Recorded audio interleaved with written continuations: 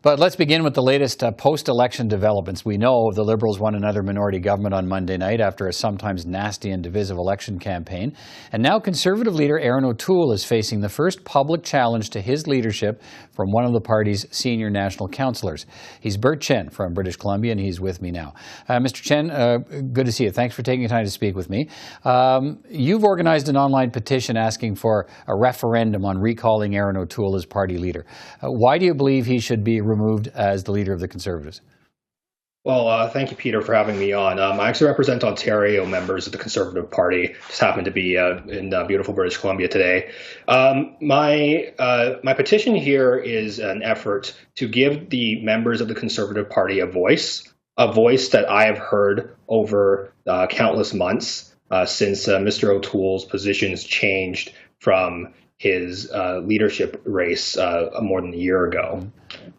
Conservatives feel betrayed. Conservatives feel lied to by Mr. O'Toole in that he first promised that he would uphold and be a true blue conservative, but he did nothing of the sort in the recent election campaign. He flip-flopped on positions, and the feedback I've heard from members of our party that I represent and I'm elected to represent as a volunteer councillor is that Mr. O'Toole must be held accountable in a leadership review as the earliest opportunity. Okay, which particular issues did he flip-flop on? Which particular key issues do you take exception with about how the way he may have presented himself in the party leadership race and how he actually presented himself to Canadians on the campaign? Well, there's a very long list, but the first one is that the Conservative Party believes in fiscal responsibility. The plan that he put forward was not responsible at all. In fact, in many ways, it was less responsible than even the Liberal plan. Second, I think to a lot of members of our party, the flip-flop on the carbon tax, where he pledged in the leadership race that he would not introduce carbon pricing at all, or a carbon tax, and to actually do so for the campaign, I think is a betrayal of our membership to our membership and those who elected him.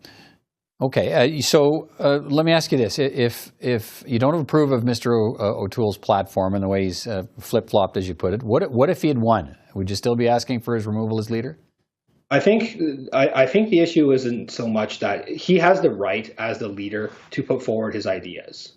However, he does not have a right to mislead the Conservative members who elected him, and he has a duty to be accountable to the members.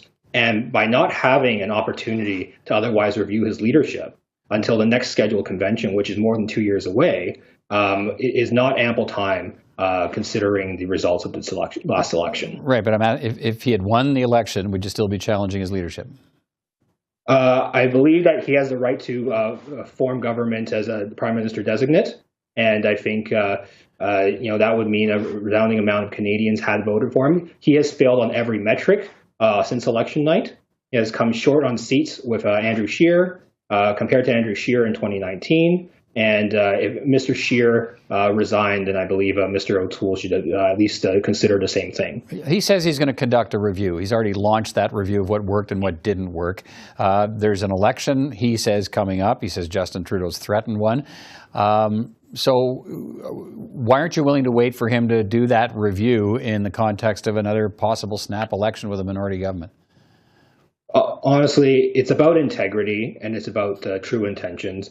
And if I felt that this review would actually amount to something for lessons learned from Mr. O'Toole to respect our members across the country, then I would allow that process to unfold. However, I'm not confident. Neither are the members that I represent. The party president, Rob Batherson, is challenging the petition, says its validity as an online petition isn't part of the leadership review process. It could be hacked and manipulated by non-conservative members, and that the review process shouldn't be can't be initiated until that policy convention you mentioned in 2023. What do you say to that?